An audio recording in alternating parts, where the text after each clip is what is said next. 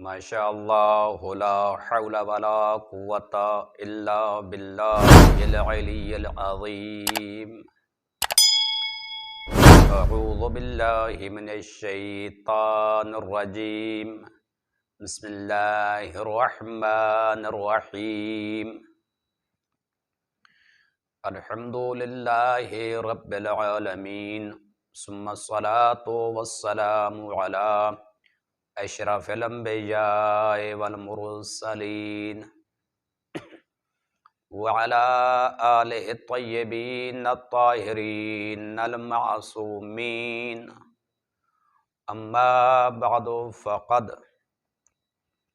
قال اللہ عز وجل فی کتابہ المجید۔ بسم اللہ الرحمن الرحیم۔ قد افلح من تزکا۔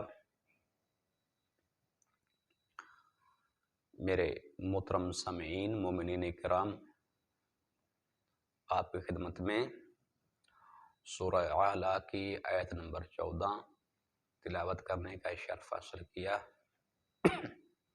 یہ وہ آیت ہے کہ جس آیت کے اندر پروردگار عالم نے زکوٰۃ فطرہ کا تذکرہ فرمایا اور ارشاد فرمایا قد افلح من تزکا۔ تاکید وہ کامیاب ہو گیا، فلاح پا گیا، من تزکا، جس نے زکوٰۃ ادا کی۔ آج کا میرا موضوع زکوٰۃ فطرہ کے حوالے سے ہے۔ زکوٰۃ الفطرہ، زکوٰۃ اور فطرہ یہ دو الگ الگ الفاظ ہیں، اور دو الفاظوں کو مرکب کیا گیا ہے زکوٰۃ الفطرہ، یعنی فطرہ کی زکوٰۃ۔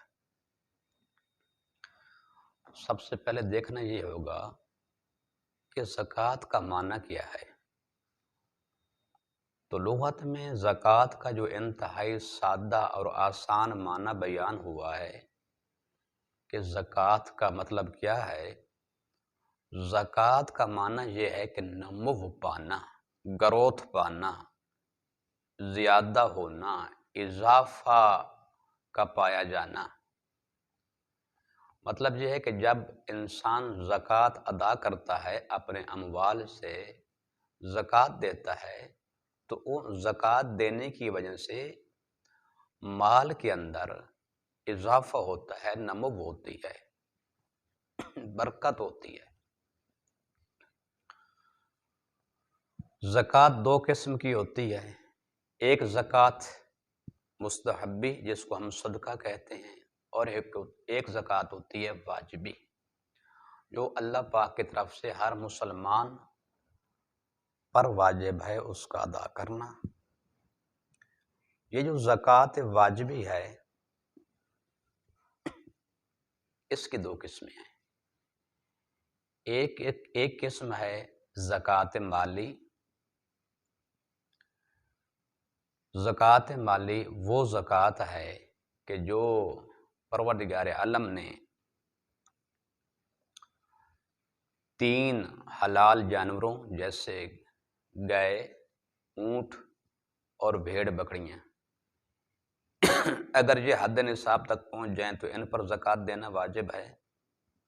اس طرح غلات اربع، گندم، جو، کشمش اور کھجور، جب یہ نصاب کی حد تک پہنچ جائیں تو ان پر زکوٰۃ دینا واجب ہے۔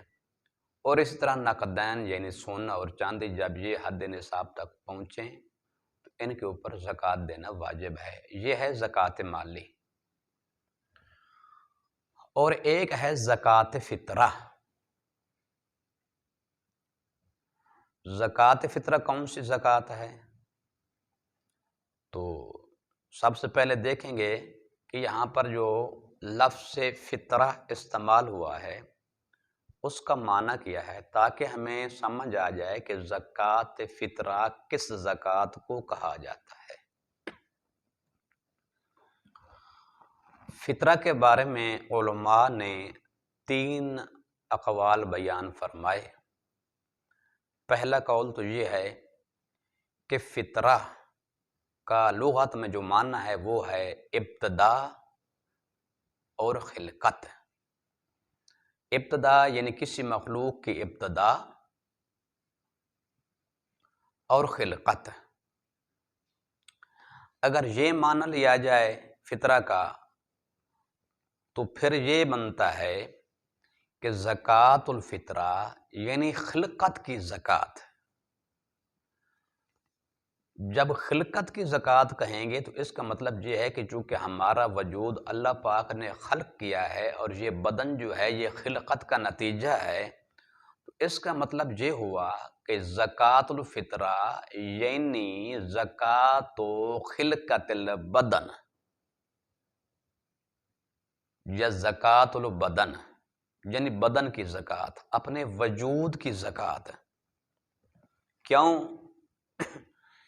اس لیے کہ زکوٰۃ خلقت البدن حفظاً عن الامراض وعن الاموات، کیونکہ جب کوئی مومن اپنے وجود کی خلقت سے کی زکوٰۃ دیتا ہے تو یہ زکوٰۃ خلقت بدن یہ اس کے وجود کو تمام امراض سے محفوظ رکھنے کی ضمانت دیتی ہے، اور یہ زکوٰۃ اس بدن کو ناگہانی اموات سے محفوظ رکھنے کی ضمانت دیتی ہے۔ اور اس بارے میں ایک حدیث موجود ہے حضرت امام جعفر صادق علیہ السلام کی، کہ حضرت امام جعفر صادق علیہ السلام نے عید الفطر کے موقع پر اپنے ایک وکیل سے ارشاد فرمایا کہ جاؤ جتنے بھی لوگ ہماری کفالت میں ہیں یا جن کا نان و نفقہ ہمارے ذمہ ہے، ان میں سے ہر فرد کی طرف سے یہ زکوٰۃ فطرہ ادا کرو۔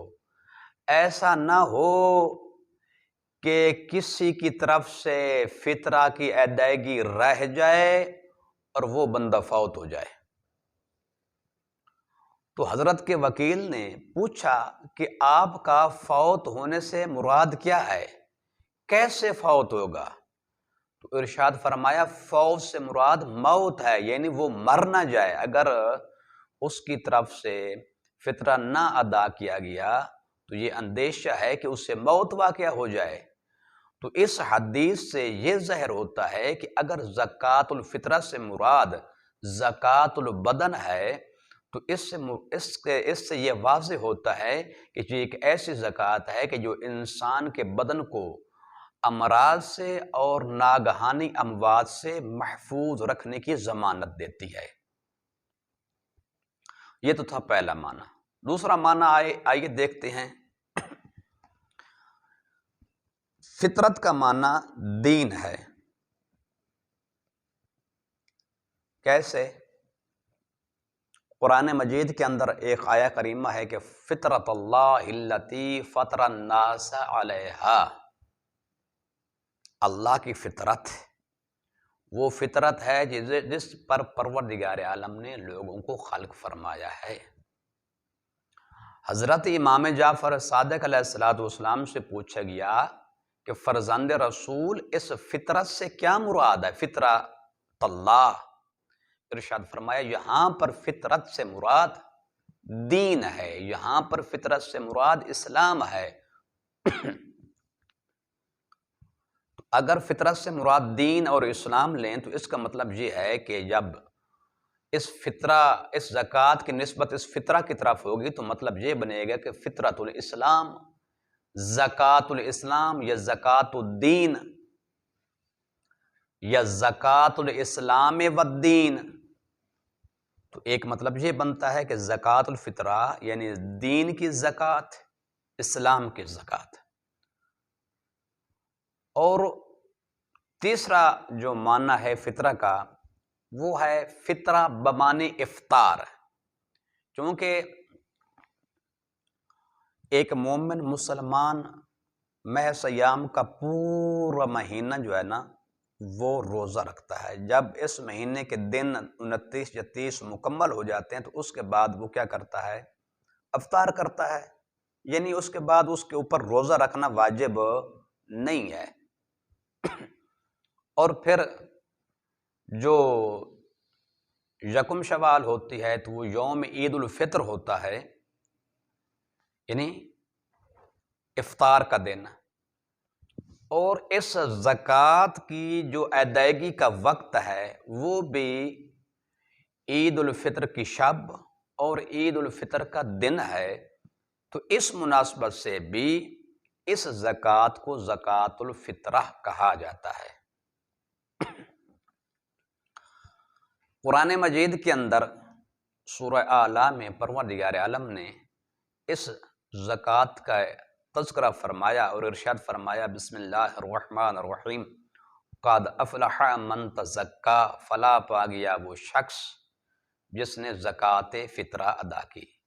من تزکا، جس نے زکوٰۃ دی، تو معصوم سے پوچھا گیا تھا کہ یہاں پر زکوٰۃ سے مراد کون سی زکوٰۃ ہے؟ تو ارشاد فرمایا یہاں پر زکوٰۃ سے مراد زکوٰۃ فطرہ ہے، اور اس کی بعد والی آیت میں وَذَكَرَ اسْمَ رَبِّهِ فَصَلَّىٰ، اور معصوم سے پوچھا گیا فصلہ سے یہاں پر کیا مراد ہے؟ تو ارشاد فرمایا فصلہ سے مراد نماز عید ہے۔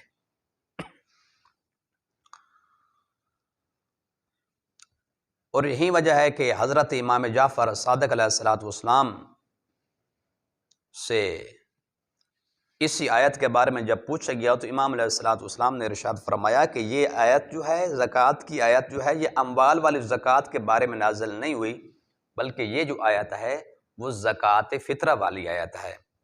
اور ارشاد فرمایا وَقَدْ أَفْلَحَ مَن تَزَكَّىٰ، فرمایا کہ کامیاب ہے وہ شخص من اخرج الفطرہ، جس نے زکوٰۃ فطرہ کا اخراج کیا، جس نے زکوٰۃ فطرہ کو ادا کیا۔ اور پھر بعد والی آیت کے بارے میں پوچھا گیا وَذَكَرَ اسْمَ رَبِّهِ فَصَلَّىٰ، کہ اس آیت سے کیا مراد ہے؟ تو ارشاد فرمایا فَصَلَّىٰ اے خرج إِلَى الْجَيَانَةِ اے إِلَى الصَّرَاحِ فَصَلَّىٰ، کہ وہ شخص کامیاب ہے جس نے اپنے رب کے اسم کا تذکرہ کیا، فصلہ، اور نماز پڑھی، یعنی وہ شخص کہ جو صحرا کی طرف نکلا اور نماز ادا کی، چونکہ نماز عید کا حکم ہے اور مستحب ہے کہ اس کو کھلے آسمان میں اور صحرا میں جو ہے پڑھا جائے، تو اس لیے ارشاد فرمایا کہ خرجا الی الجیانۃ اے الی الصراح صحرا فصلى، یعنی وہ شخص کہ جو بحر چلا گیا، صحرا کی طرف چلا گیا اور اس نے نماز ادا کی، وہ شخص یقیناً کیا ہے؟ اللہ کی نگاہ میں کامیاب اور کامران ہے۔ اور اسی طرح حضرت امام جعفر صادق علیہ السلام سے روایت ہے کہ جس روایت کو حضرت ابو بصیر اور حضرت زرارہ نے حضرت امام جعفر صادق علیہ السلام سے نقل فرمایا کہ امام علیہ السلام نے ارشاد فرمایا ان من اتمام الصوم اعطاء الزکاۃ، یعنی زکاۃ الفطرہ، کما ان الصلاۃ علی النبی من تمام الصلاۃ، لأنه من صام ولم يؤد الزکاۃ فلا صوم له اذا ترکها متعمدا ولا صلاۃ له اذا ترک الصلاۃ علی النبی وآلہ، ان اللہ عز وجل قد بدا بها قبل الصوم، قال قد بدا بها قبل الصوم، قد افلح من تزکا وذکر اسم ربہ فصلی۔ تو اس حدیث کا جو متن کا خلاصہ ہے، اس کا مفہوم اور مطلب میں آپ کی خدمت میں آسان لفظوں میں پیش کر دوں کہ امام جعفر صادق علیہ السلام نے ارشاد فرمایا کہ روزوں کے کامل ہونا، روزوں کا کامل ہونا یہ زکوٰۃ فطرہ کی ادائیگی پر موقوف ہے، یعنی روزہ اس وقت کامل ہوگا، تام ہوگا جب زکوٰۃ فطرہ کو ادا کیا جائے گا، کہ جس طرح رسول خدا صلی اللہ علیہ وآلہ وسلم کی ذات پر اور ان کی آل کی ذات پر درود و سلام بھیجنے سے نماز تمام ہوتی ہے، اسی طرح زکوٰۃ فطرہ دینے سے روزہ تمام ہوتا ہے۔ اور ارشاد فرمایا کہ اگر کوئی شخص جان بوجھ کر زکوٰۃ ادا نہیں کرتا تو ارشاد فرمایا اس شخص کا روزہ قبول نہیں۔ جس طرح کہ اگر کوئی شخص جان بوجھ کر محمد وآل محمد پر درود و سلام نہیں پڑھتا اس کی نماز نہیں ہوتی، اس طرح جان بوجھ کر زکوٰۃ فطرہ کو ترک کرنے والے کا روزہ نہیں ہوتا۔ اور مولا امیر علیہ الصلوۃ والسلام نے ارشاد فرمایا کہ جو شخص زکوٰۃ فطرہ ادا کرتا ہے تو پروردگار عالم اس کی اس کمی کو پورا کر دیتا ہے کہ جو کمی وہ زکوٰۃ مالی کے ادائیگی میں کرتا ہے، یا زکوٰۃ مالی کی ادائیگی میں جو کمی رہ جاتی ہے اس کمی کو پروردگار عالم زکوٰۃ فطرہ کی ادائیگی سے پورا کرتا ہے۔ اب سوال یہ پیدا ہوتا ہے کہ زکوٰۃ فطرہ کے دینے کا وقت کیا ہے؟ تو تمام علماء فقہا کا یہ فتویٰ ہے کہ زکوٰۃ فطرہ کی ادائیگی کا افضل ترین وقت جو ہے وہ رؤیت ہلال سے لے کے نماز عید کی ادائیگی تک کا جو وقت ہے یہ افضل ترین وقت ہے، اور اس میں زکوٰۃ فطرہ ادا کرنا کیا ہے؟ واجب ہے۔ جہاں پر ہم اس واجب عمل کو انجام دیں گے، یعنی زکوٰۃ فطرہ کو انجام دیں گے، تو وہاں پر یہ ضروری ہوتا ہے کہ لحاظ رکھا جائے کہ جو زکوٰۃ فطرہ کے مستحقین ہیں یہ زکوٰۃ فطرہ ان مستحقین تک پہنچنی چاہیے، غیر مستحق تک نہیں پہنچانی چاہیے۔ تو دعا ہے کہ پروردگار عالم ہم سب کو زکوٰۃ فطرہ کی ادائیگی کی توفیق عطا فرمائے اور اس زکوٰۃ کو مستحقین تک پہنچانے کی توفیق عطا فرمائے۔ والسلام علیکم ورحمۃ اللہ وبرکاتہ۔